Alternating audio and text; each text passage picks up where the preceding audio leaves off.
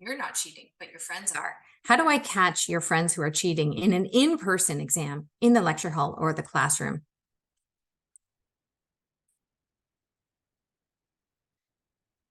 I can tell if they've chosen to sit with certain people. I can tell when they walk in. I can tell how they're communicating before they sit down. I can tell how they're talking to each other once they're seated. I can tell the plans that they're making before they even start to show each other their sheet. We can tell when you're buddies. We know if you normally wear a baseball cap. We know if you usually have it over your face. We know if it's part of your attire, part of your being.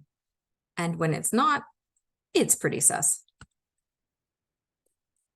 There's a very big tell when you have hidden items. The only thing you look at more than your hidden items is the proctor.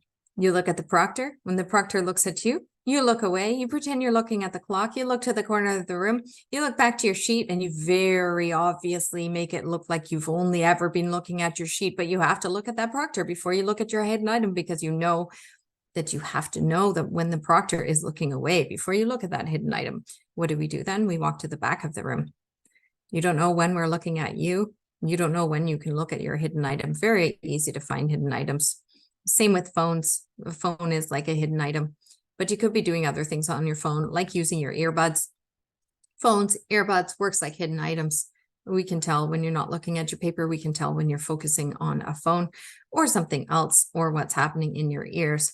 The voice one, very hard to detect. You have to look for lip movements. There's no way you can hear every one of them. You have to look for lip movements. You have to constantly be watching from the back and from the front. There's a little bit of, a sideways turn that people subconsciously do when they're talking to one another. There are little nods that they subconsciously do. If you can't hear the voice, the nods, the turning of the head, dead giveaway from the front or the back of the room. Distract the proctor, another one, and pretty obvious. Before you put up your hand to distract the proctor, you've got a signal from one of your friends. The signal is very noticeable that you need your friend to go and distract the proctor to do something or other. It usually happens in sort of desperate situations close to the last 15 minutes of class. Keep the test. Once this has happened to a professor, they'll always look for it. You have to look for every test that comes in. A way to do this is that the test comes to your hands instead of a pile at the front. The swapperoo, normally easy to detect. And this is one of those things that happens usually when in collaboration with your partner who's doing a distract the proctor move.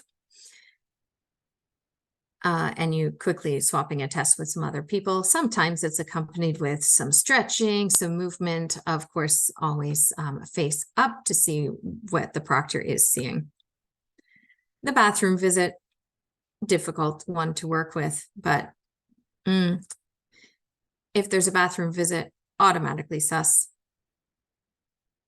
It's best to start the exam with a clear direction that there is not going to be anybody leaving the room during the exam. Hiring a friend, sometimes dealt with ID, sometimes not, depends on how big the classroom is. Your prof is doing a lot of work in advance to know your faces, know your names, know your grades before you even come in. Exploit the chaos. It happens. Chaos happens at the end. Everybody in their best interest is saying goodbye, saying thank you, and wants to talk. Want to talk to their friends about how good or how bad the test is. This is the time when your proctors are looking at you the most and seeing if you're going to be exploiting that chaos. We're looking for you talking. We're looking for you looking at your answers. We're looking for you desperately swapping tests and looking at your friends to get the rest of the answers. Those are some of the ways that cheating happens in an in-person exam. But what about during online exams? It's a completely different story.